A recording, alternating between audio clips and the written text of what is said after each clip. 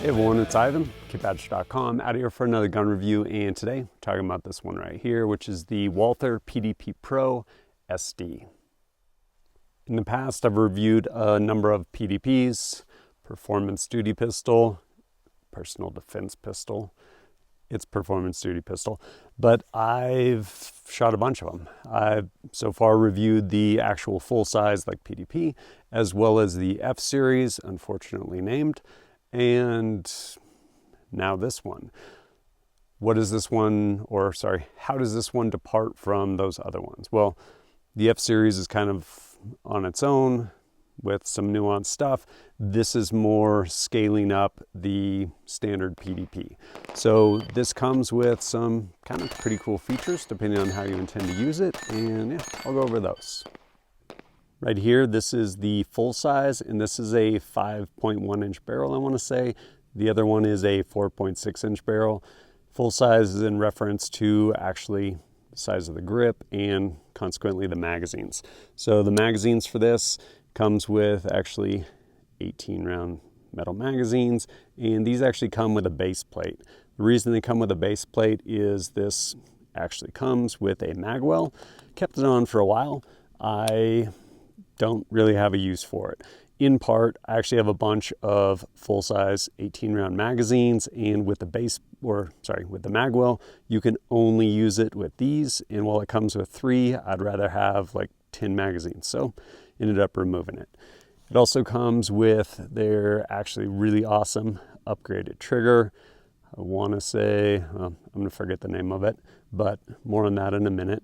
And then of course, up top, you have an optic plate, and while it comes with totally usable sights, definitely nicer than Glock, the optic plate, or it's cut for a plate, and you basically say, hey, I just bought this gun, serial number XYZ. I would like this optic plate. So I opted for the ACRO plate. Right here, I have ACRO P2 on there. Of course, up front, you have a rail. This right here is the XR1 from Surefire. And one of the other unique things about this, of course, is the threaded barrel. And something I just really appreciate about PDPs in general is aggressive serrations. They're really nice. And also the fact that this is shielded, or fenced rather, the mag release. So if you're pushing through, shielded on this side so you can't self-defeat like you can oftentimes with Glocks.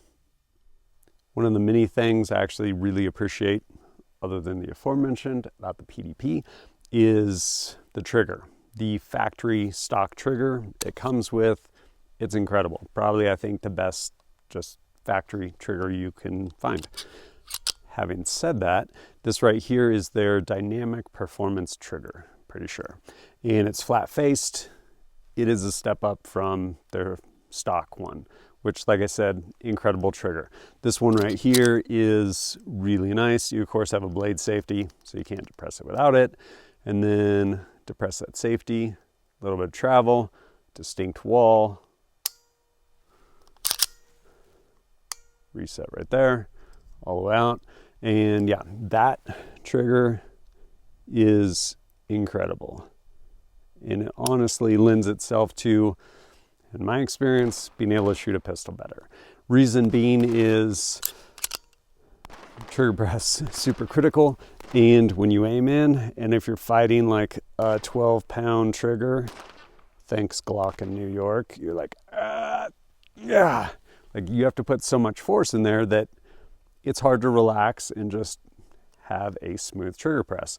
So having a nice, really clean trigger, in my experience, definitely lends itself, especially if you're doing any type of accuracy stuff, being able to stay really steady and break a clean shot.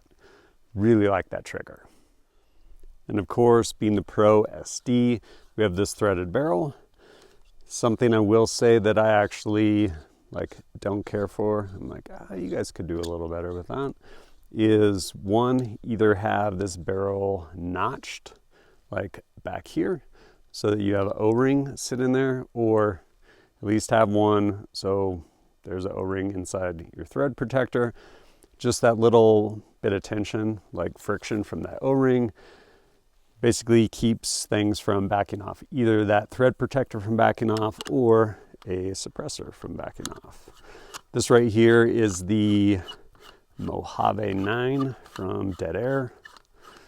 It's basically configurable. You can take that baffle off if you want, or that part of the stack off if you want. And now here we have a suppressed pistol, which I will say, if you're just using the factory sights, probably with pretty much any can, you will not be able to see your sights. Or they'll basically be, you can superimpose, they're going to be below the can. Of course, with an optic, you can actually see your dot to be able to make shots. How does this work? One, I'll go ahead and say there's a very narrow use case, largely in the military, for suppressors on cans.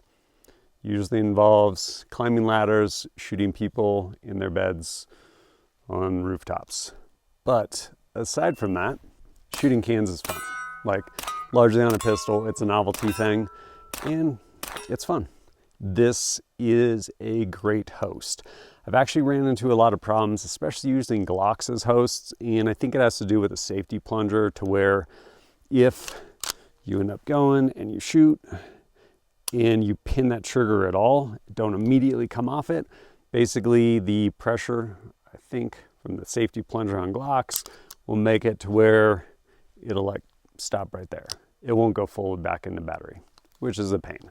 This has been an incredible suppressor host, and yeah, just a ton of fun. To the way I usually do it is honestly largely just runs through shoot house, or sometimes other just fun courses of fire. But again, great suppressor host, and it's just fun.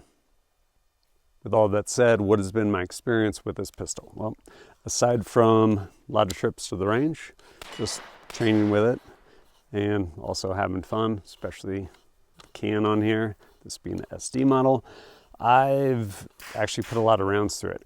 I ended up shooting this at a Press Check Consulting, the no fail pistol class, which honestly, man, hard class.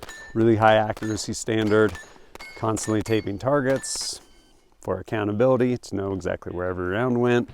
And yeah, it was challenging. I will say a lot of that class, aside from just two hands on that pistol, is a lot of strong hand as well as other strong hand. This did incredible in there. And part of the reason for it too is, as I mentioned earlier, is that trigger, to where if you have a lighter rather than heavier trigger press or trigger for your trigger press, in my experience, that definitely lends itself, especially when it comes down to accuracy. And this thing did an incredible job in that class. I didn't necessarily do an incredible job, but it was no fault of the pistol at all. And it was actually a great opportunity to put a lot of rounds through this. Also, by going to classes like that, you find yourself shooting things you would probably not otherwise be like, hey, I'm gonna go to the range and I'm gonna go work on this. Because usually people's training is kind of an ego stroke where, hey, I'm gonna go do the thing I'm already good at because it feels good to do the thing you're good at and be successful. Versus, hey, there's something you're probably not good at. Why don't you go get some reps on this and actually improve? And so definitely did that in that class. And this pistol did an amazing job in that course. I will say in that course, I actually was using the magwell. It works. It is definitely more of a competition thing than a carry thing, because it essentially just makes the pistol even wider. Not conducive to concealed carry. The other thing is then you're stuck using magazines with base plates, which isn't a big deal, except as I mentioned, I have a lot of full-size magazines, those 18 rounders, that don't have base plates. And so I'd rather just have magazines that work across all my guns. So easy fix. Basically, there's a roll pin back here. You punch that out, remove the magwell, you're done. But I've since then used this a lot of different places, to include, again, outside the waistband rig, or yeah, basically on belt rigs, oftentimes with like Surefire X300. And I will say, with respect to holsters, really well supported, to include even with the extended barrel, because most holsters are set up to, yeah, pretty much whatever link slide, things like that. Safariland does make like their ALS duty rigs for these. Didn't use one. Actually used, I think it was an Omnivore by Blackhawk. Not my favorite holster, but it's an easy holster from the point or standpoint of creating content, where I can throw X300 on pretty much any gun, throw it in there, and it'll retain it. Not the best holster. But aside from running this at different courses, or that course, as well as some pretty fun kind of like running gun competitions, things along those lines, I've actually carried this some, concealed carry. And for that, I've been using this right here, which is a in the waistband holster. This one right here made by QVO Tactical, quick, violent, over. They do an awesome job with, one, their holsters, and you can pretty much get whatever print you want. I told Roger I needed a holster for this with this light. He's like, cool, I'm gonna send it. So he sent this one. A little loud, but honestly, it's pretty fun. And so this is actually set up for the XR1 by Surefire. Great retention, and yeah, uses the DCC clips. Usually I'll carry it strong side 3 o'clock. Is this a very concealable gun? Kind of. I mean, really it comes down to weather, body type. When I say weather, I mean layers, stuff like that, as well as body type, how you're gonna carry it. Definitely not conducive to carry with that giant magwell on there, but it actually does a good job like this, especially if I have some sort of layer, like an outer layer, jacket, something like that, versus just a t-shirt straight over this.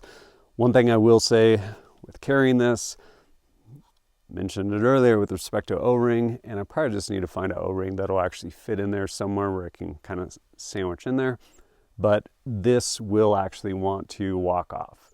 Just in daily life, moving around, carrying this all day, this will back off. And same with like shooting suppressed. After you shoot a number of rounds, you have to tighten this, because there's nothing. I'm honestly a huge not fan of direct thread cans, because square on square, there's nothing there, and they usually end up walking off. Just simple O-ring though creates a little bit of friction, and they tend to stay put. But yeah, if you end up carrying this, just be aware that probably gonna walk on you. Thoughts overall on this pistol? I honestly really like it. This, of course, being the PDP Pro SD with threaded barrel. Why would you want it? Well, if you're gonna shoot suppressed, which, as I mentioned, great suppressor host. If you're not shooting suppressed, probably don't necessarily need it. This, of course, being the 5.1 inch barrel. This, without magazine, optic, light, anything like that, weighs, I want to say, 24 ounces. Again, comes with 3 of these 18 round magazines with a magwell and with those extended base plates. Like I said, really enjoy it. It's a fun pistol. Price-wise, you're looking at about $800. And part of that is, as I mentioned, your magwell, your extended threaded barrel, this amazing trigger. If you maybe don't need the magwell, barrel, trigger, all that. Oh, also a couple different colors. I think this, a gray, maybe a green, and a black. If you don't need that stuff, you're like, maybe I just want the trigger. You can absolutely buy the trigger and just drop it into pretty much any of your PDPs, which, massive upgrade, in my opinion. But overall, I think it's a really cool gun. Definitely does not necessarily lend itself to concealed carry, even though I have absolutely carried this thing concealed. Much more of kind of a duty pistol, and with that threaded barrel, honestly just a fun pistol if you want to go shoot suppressed. Overall, been really pleased with it though. And there'll be links down below if you want to check this stuff out. But as always, thanks for joining us at kitbadger.com. Look forward to seeing you next time.